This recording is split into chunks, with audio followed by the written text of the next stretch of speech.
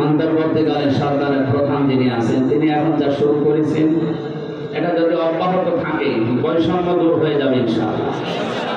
কিন্তু সময় দেওয়া লাগবে তো তাদের। কিছু মানুষ তো এখন দেখছে উঠে পড়ে লেগেছে, না তাড়াতাড়ি করে। তাড়াতাড়ি করা তো একটা সময় দেবে।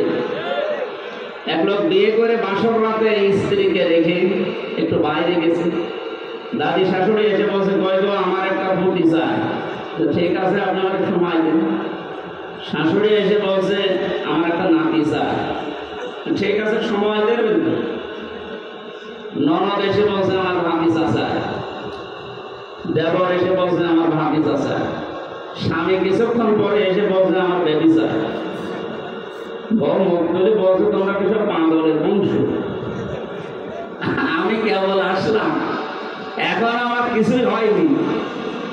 অন্তত 10 মাস 10 দিন সময় দেবেন, তারপরে তো আপনার নাতি চাই, পতি চাই, ভাতিজা চাই, বেবি চাই, তারপরে সব দেবো।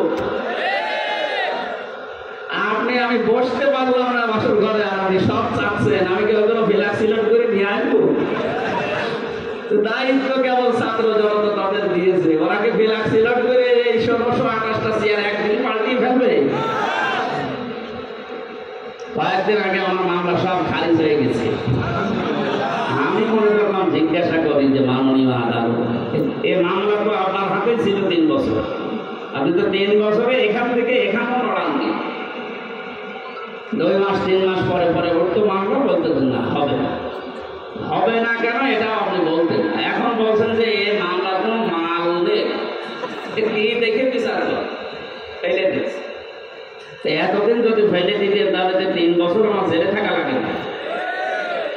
উনি এই কথা বলতো যে বললো কিছু করার নেই, আমার হাত বাঁধা আছে। কি বাধা? আপনারা জানেন বাংলাদেশে 1628টা চেয়ার আছে। কয়টা? এই চেয়ার না যে পালিয়ে গেছে ওনার থেকে শুরু করে আপনাদের এই উপজেলা চেয়ারম্যান পর্যন্ত 1628টা মেন চেয়ার ছিল। তার ভেতরে 1627টা চেয়ারের হাত বাঁধা ছিল, শুধু একটা হাত খোলা ছিল।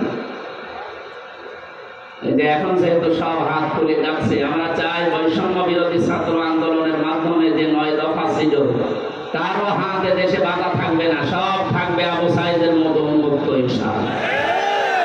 আমরা এটা চাই না। এটা 100 ভাগ যদি পূরণ করতে চান তাহলে আল্লাহর এই কোরআন লাগবে না। আমার হাকামা বিহি আদালা, কোরআন দিয়ে বিচার ফায়সালা না করলে আপনি ন্যায় বিচার কায়েম করতে পারবেন না। প্রশ্ন আসতে পারে বিশ্বের উন্নত দেশে কোরআনের আইন চলে না, সেখানে ন্যায় বিচার নেই? না, নেই। আমি আমার 33 বছর বয়স, আমি বহু দেশে গেছি। কয়েকদিন আগে মালয়েশিয়া, সিঙ্গাপুর, থাইল্যান্ড সহ বহু দেশে ঘুরে আসা। উন্নত তারা 100 ভাগ ন্যায় বিচার সেখানে নেই, এখানে কোরআন না থাকার কারণে। আমি নিচে নামলাম না, তাই বাস্তবতা এটাই। কোরআনে কারীম যদি প্রতিষ্ঠিত না হয় পরিবার, সমাজ, রাষ্ট্রে, সেই দেশে 100 ভাগ ন্যায় বিচার কায়েম করা সম্ভব না। এই জন্য আমরা চাই এটা যেন